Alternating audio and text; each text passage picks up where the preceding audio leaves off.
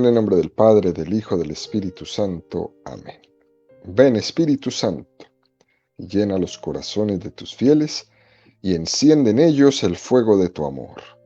Envía tu Espíritu Creador, y se renovará la faz de la tierra. Estamos estudiando el Catecismo de la Iglesia Católica, su segunda parte, la celebración del misterio cristiano, segunda sesión, los 7 sacramentos de la Iglesia, capítulo 3, los sacramentos al servicio de la comunidad, artículo 7, el sacramento del matrimonio.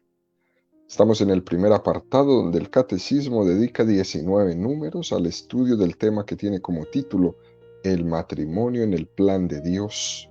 El día de hoy vamos a profundizar en los números 1614 al 1617 con el tema el matrimonio en el Señor. Número 1614 del Catecismo de la Iglesia Católica dice, en su predicación, Jesús enseñó sin ambigüedad el sentido original de la unión del hombre y la mujer, tal como el Creador la quiso al comienzo. La autorización dada por Moisés de repudiar a su mujer era una concesión a la dureza del corazón. La unión matrimonial del hombre y la mujer es indisoluble. Dios mismo la estableció. Lo que Dios unió, que no lo separe el hombre. Este es un número muy hermoso que nos presenta el Catecismo en esta mañana, queridos amigos, donde nos invita primero a distinguir entre lo que es la ley divina y lo que es la ley humana. Tenemos, por ejemplo, leyes eclesiásticas que, lógicamente, procuramos que esas leyes estén conformadas con lo que es la voluntad del Señor expresada en el Evangelio. Pero son leyes eclesiásticas, es decir, leyes humanas que en cualquier momento podrían cambiar. De hecho, lo que llamamos el Código del Derecho Canónico, que hemos leído tantísimos números durante estas explicaciones catequéticas del Catecismo, el derecho canónico recoge las leyes humanas de la Iglesia. Son leyes que están hechas para procurar que se legisle bien en base a los criterios del Evangelio. Pero son leyes que en cualquier momento podrían ser cambiadas, porque son leyes humanas. Pero lo que es ley divina, eso no puede cambiar. Si cambiáramos algo de lo que es de ley divina, nos estaríamos prácticamente autodestruyendo. ¿Por qué? Porque en ese momento dejaríamos de ser servidores de la palabra de Dios para considerarnos dueños de la palabra de Dios. Y eso no puede pasar.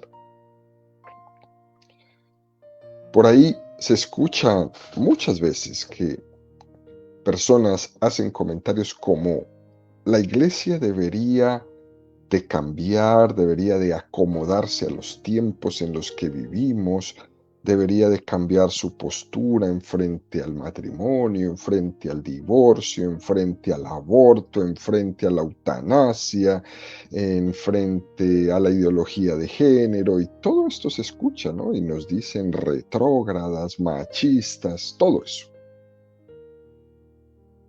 Si la iglesia cambiara su posición evangélica,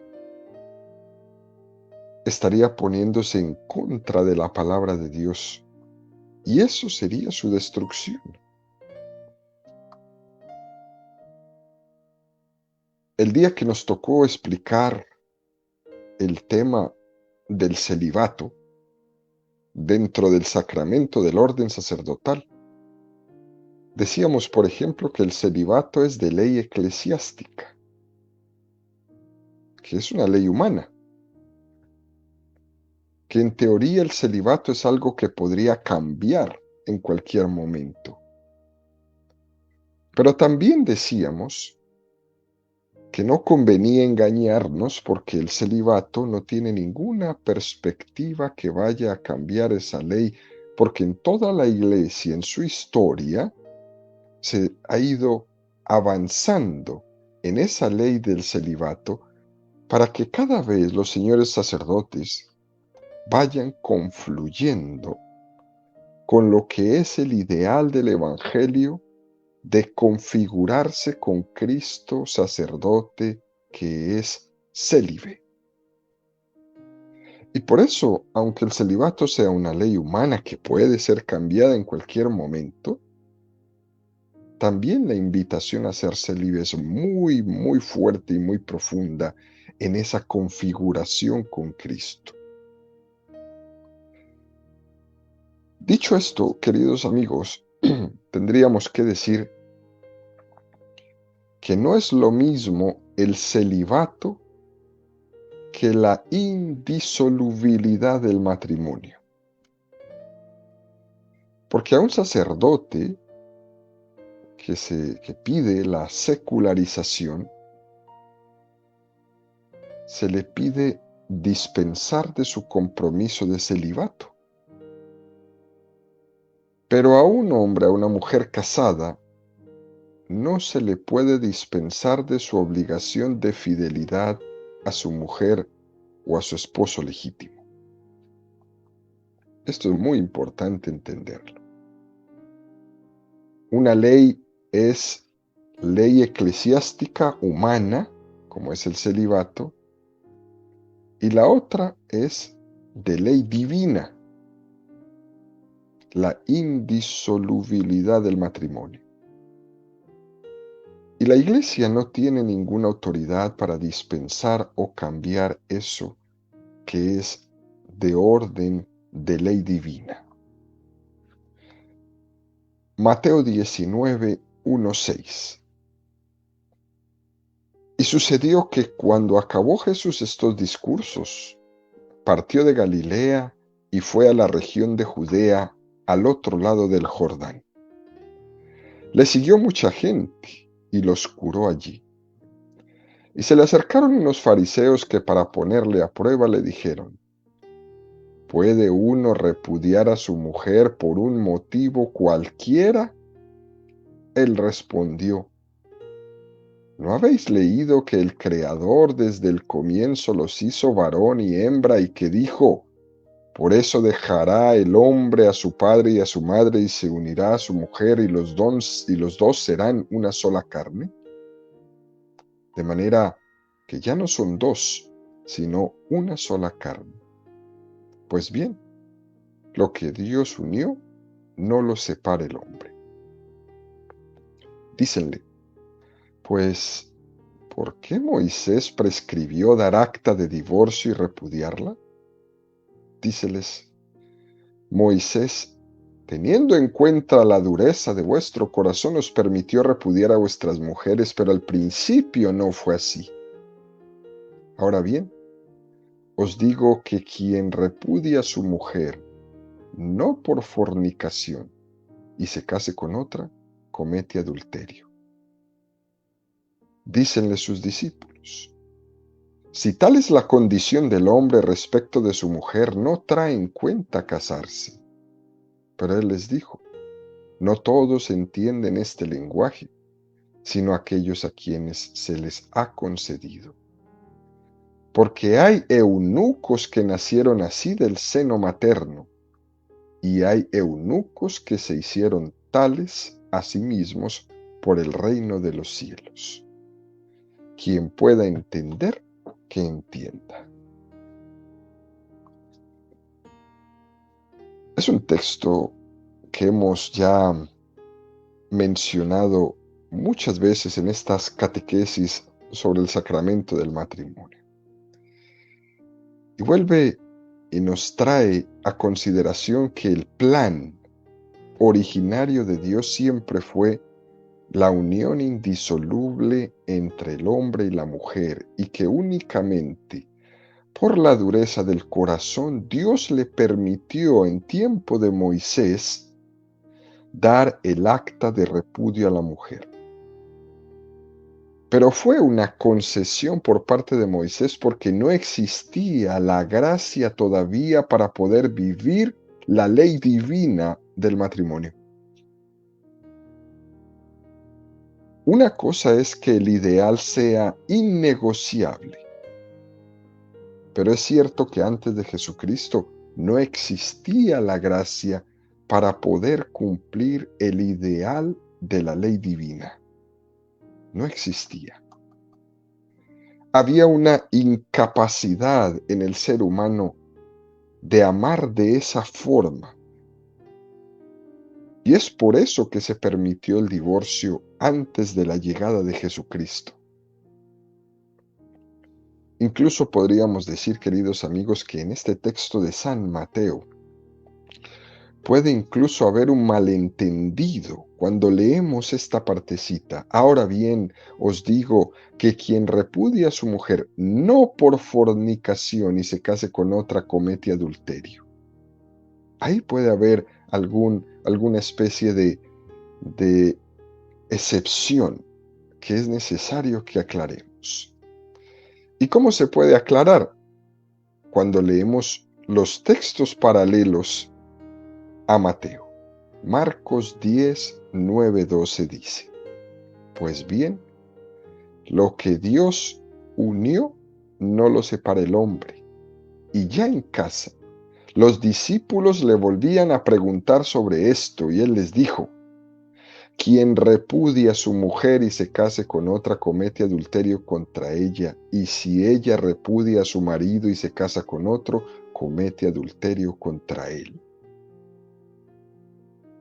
Fijémonos que ahí ya no hay esta especie de puerta que puede dejarnos un malentendido cuando decía no por fornicación.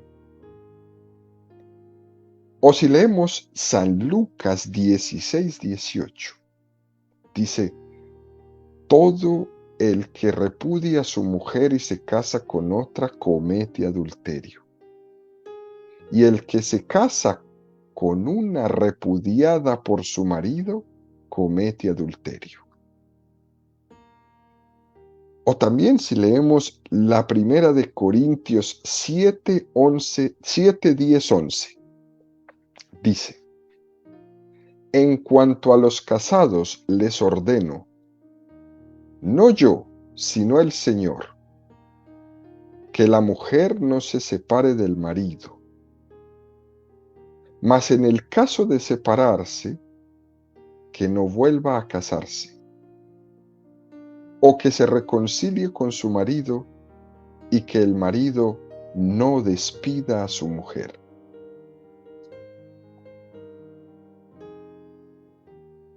Si vemos estos textos, no hay ninguna excepción. Y viene como a completar ese texto que nos presentaba San Mateo. Porque es posible que en el texto de San Mateo se introdujera en la primera comunidad cristiana dando respuesta a algún conflicto que hubiera existido en ese momento, o bien que Jesús en un momento determinado hablara de ese aspecto en concreto. De cualquier forma, queridos amigos, lo importante es que nosotros podamos entender esto que dice, salvo en el caso de fornicación, ¿no?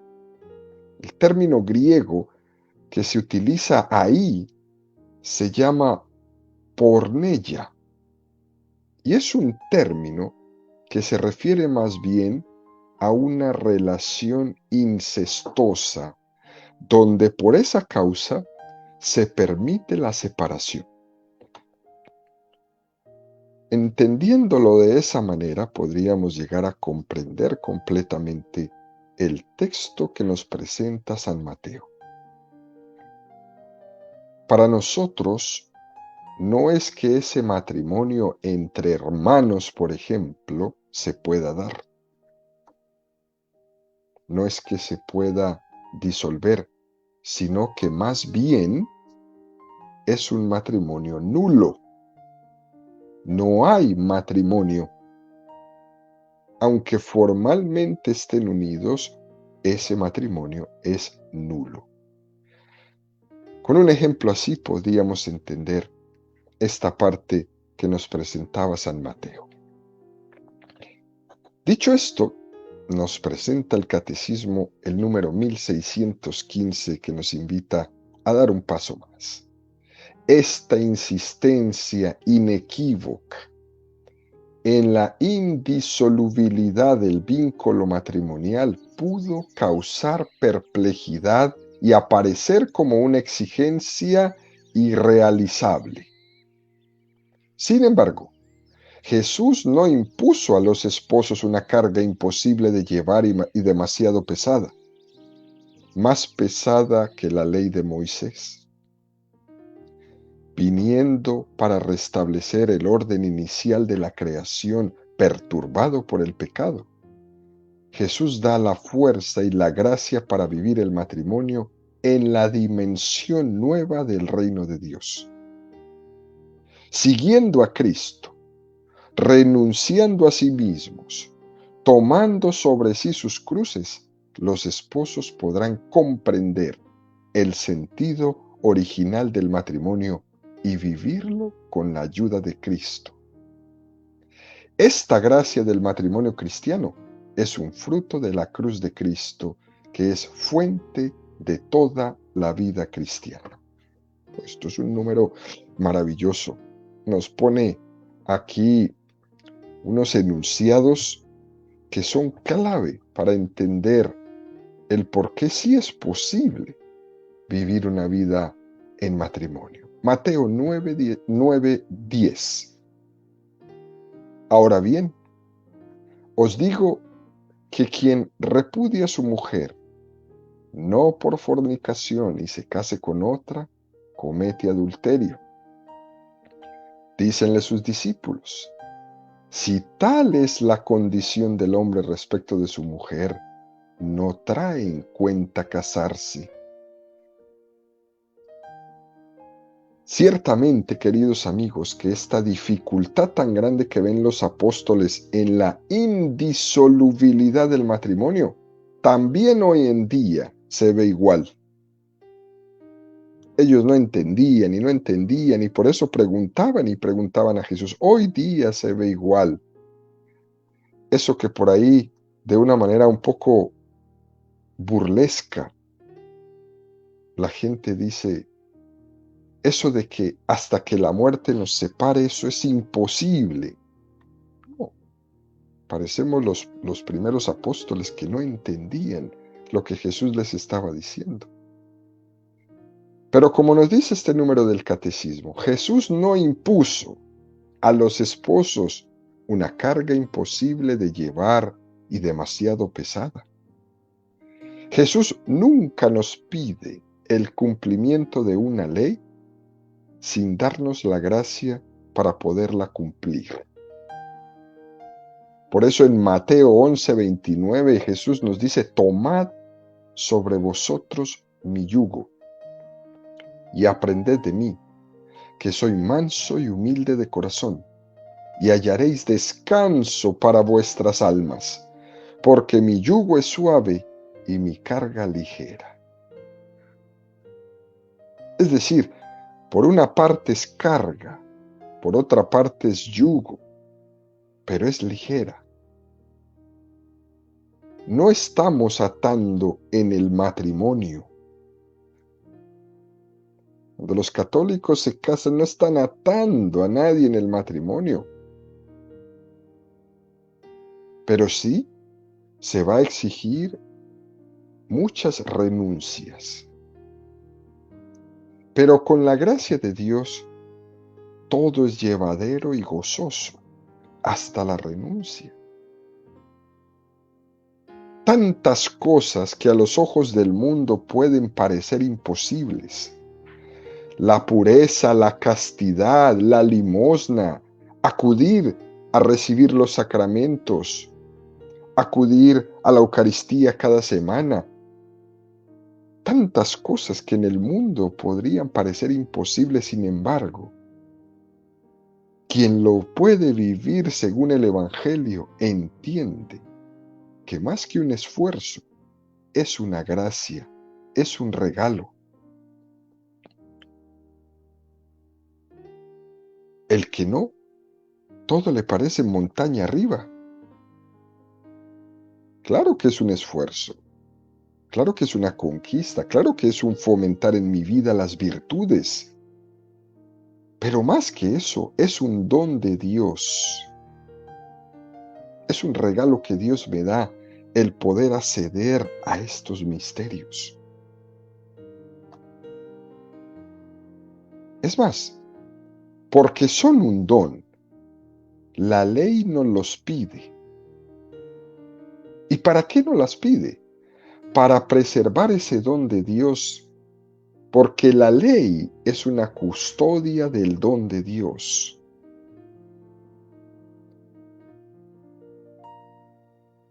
¿Cómo nosotros damos gloria a Dios? Nosotros podríamos dar gloria a Dios, santificar su nombre, darle el primer lugar, cumplir uno de los 10 mandamientos, santificando las fiestas. ¿Y cómo hace un católico eso? Cumpliendo una ley. ¿Cuál ley? Ir a misa los domingos y fiestas de guardar. Esa es la ley, ir a misa los domingos. ¿Por qué existe esa ley? Para custodiar el don de Dios. Porque la ley existe para ayudarnos a custodiar el don de Dios. No es para molestarnos, ni para truncarnos nuestra libertad. Es para ayudarnos a custodiar el don de Dios. Y por eso vamos a misa los domingos. Y cumplimos la ley y damos gloria a Dios. Cuando la ley dice, por ejemplo, no mentirás, se está preservando la vocación a la verdad que todo hombre tiene. Y por eso la ley, para ayudarnos a custodiar el don de Dios, que es vivir en la verdad. Y así podríamos seguir cada uno de los mandamientos. Cuando dice no matarás, la ley me está ayudando a custodiar la vida, que es don de Dios, el cual Él es el único dueño y yo no tengo el derecho de matar a nadie, bajo ninguna circunstancia, aunque esté en tu vientre, aunque me hayan metido la mentira en mi cabeza que yo soy la dueña de ese bebé. No, ese bebé es otro ser humano, no eres tú la dueña. Aunque te hayan dicho que tú eres el que decides y matas a tu papá, a tu mamá o a tu abuelo en el hospital, poniéndole la inyección de la eutanasia, aunque te hayan vendido ese cuento, no es así. El no matarás custodia la verdad. Cuando alguien se queda únicamente en la ley y no es capaz de ver detrás de la ley el don de gracia que se está custodiando, que se está preservando con esa ley, entonces no ve bien. Y cuando no se ve bien, no se va bien. Y por eso llegamos a esta locura de mundo en el que vivimos en este momento. Cuando alguien dice, es obligatorio ir a misa, o dice, es que la Iglesia Católica prohíbe esto o prohíbe aquello. Cuando dices eso, lo que no te estás fijando es en el don que esa ley está tutelando, está custodiando, para que nosotros no la destrocemos, no la pisoteemos, no la hagamos un juego. Lo importante, queridos amigos, es que podamos ver que la ley dada por Jesucristo con respecto al matrimonio es costosa, porque también hay una cantidad de tentaciones. Pero aparte de que sea costosa, es que Jesucristo se ha comprometido a dar su gracia para que ese ideal sea posible. Jesucristo no nos plantea ideales inalcanzables, porque Él primeramente los ha vivido y ha hecho que esos ideales sean vida o puedan ser vida en nosotros. Jesús nos enseña a amar y nos dice, si este amor es posible, entonces lucha por él, toma su peso, que yo te ayudo a cargarlo, yo te voy a enseñar cómo amar. Ese es un compromiso de Jesucristo. No estoy solo para decirte lo que tienes que hacer, estoy para darte la gracia necesaria para poder que tú vivas el ideal del amor que yo te propongo, que es indisoluble. Y esa es la clave. Por eso no somos dos, sino que somos tres. Jesús está ahí en medio para darme la gracia necesaria para poder vivir el ideal de amor que el matrimonio me propone. En el Antiguo Testamento se habla de la alianza de la ley, mientras que en Jesucristo hay una alianza de la gracia. Él viene a garantizarme, yo te daré la gracia para que eso sea posible. Yo estaré contigo, yo no te dejaré solo para que puedas cumplir esa vocación que te doy, para que tú la puedas llevar a efecto, yo estoy ahí contigo. Y te daré mi gracia, la gracia de Estado, que le llama la tradición cristiana. Y con esa gracia, que es un don de Dios, vas a poder vivir y practicar el ideal que te he dado en tu vocación al matrimonio. Dicho esto, el catecismo da un paso más. Nos presenta el número 1616 que dice: es lo que el apóstol Pablo da a entender diciendo, maridos, amad a vuestras mujeres como Cristo amó a la iglesia y se entregó a sí mismo por ella para santificarla. Y añadiendo enseguida, por eso dejará el hombre a su padre y a su madre y se unirá a su mujer y los dos serán una sola carne. Gran misterio es este, lo digo respecto a Cristo y a la iglesia.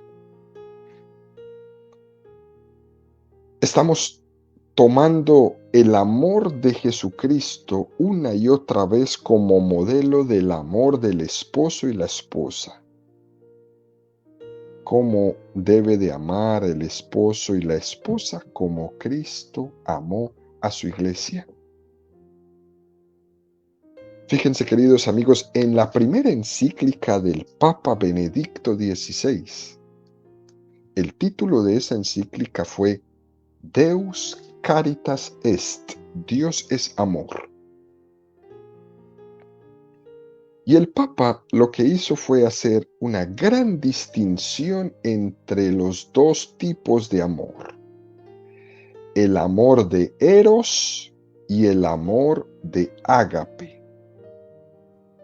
El amor de Eros es el amor natural que está inscrito en la naturaleza humana. Es un amor de atracción.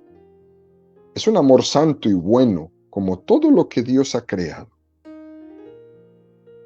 El amor de Ágape es el amor del olvido de uno mismo y de la entrega al otro. Por ejemplo, el amor de una madre hacia un hijo es un amor de ágape, no es un amor de eros. La madre se olvida de sí misma cuando ama a su hijo y está dispuesta a darlo absolutamente todo por él. Pero el amor matrimonial debe de asumir estos dos amores. El amor de ágape, pero también sustentado en el amor de eros. Porque esa vocación de enamoramiento el Señor la ha querido fundamentar también en esa atracción que tiene el hombre hacia la mujer y la mujer hacia el hombre.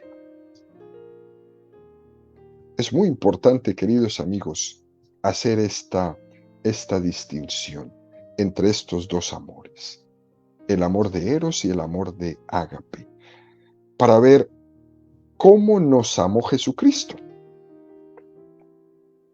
El amor de Jesucristo hacia nosotros va a ser un amor de ágape, un amor de olvido de sí mismo por entrega hacia nosotros. Por tanto, el amor del matrimonio, para que sea santificado, para que vaya madurando, tiene que ser un amor de eros y de ágape, pero con una capacidad de amarse como Cristo nos amó en la cruz. Y esto quiere decir que solamente podemos amar con un amor crucificado. Mateo 16:24. Entonces dijo Jesús a sus discípulos: si alguno quiere venir en pos de mí, niéguese a sí mismo, tome su cruz y sígame. Un amor crucificado. Solamente amando desde la cruz se puede santificar el matrimonio. Si usted piensa que casarse va a ser para que todo salga bien y para que todo sea perfecto, se miente. Solamente amando desde la cruz se puede santificar el matrimonio.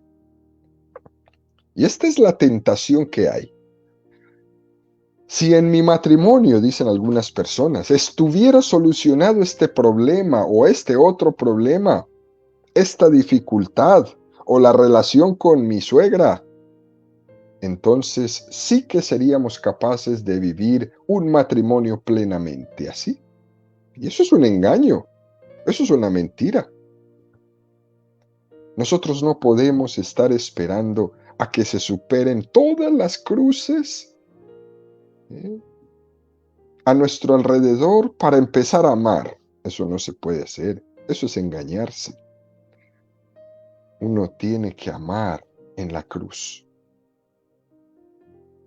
Jesús nos ha enseñado a hacer de la cruz el lugar privilegiado para que se dé la auténtica expresión del amor. Y si no hay cruz, eso es sospechoso. Por último, nos presenta el Catecismo el número 1617 que dice que toda la vida cristiana está marcada por el amor esponsal de Cristo y de la Iglesia. Ya el bautismo, entrada en el pueblo de Dios, es un misterio nupcial. Es, por así decirlo, como un baño de bodas que precede al banquete de bodas, la Eucaristía. El matrimonio cristiano viene a ser, por su parte, signo eficaz, sacramento de la alianza de Cristo y de la Iglesia. Puesto que es signo de comunicación de la gracia, el matrimonio entre bautizados es un verdadero sacramento de la nueva alianza. Es un número precioso que nos remite a la carta a los Efesios 5, 25, 27. Maridos, amad a vuestras mujeres como Cristo amó a la iglesia y se entregó a sí mismo por ella para santificarla, purificándola mediante el baño del agua en virtud de la palabra y presentándola resplandeciente a sí mismo, sin que tenga mancha ni arruga, ni cosa parecida, sino que sea santa e inmaculada.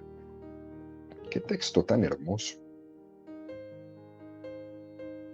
En este número del Catecismo se están comparando tres sacramentos: bautismo, Eucaristía, matrimonio.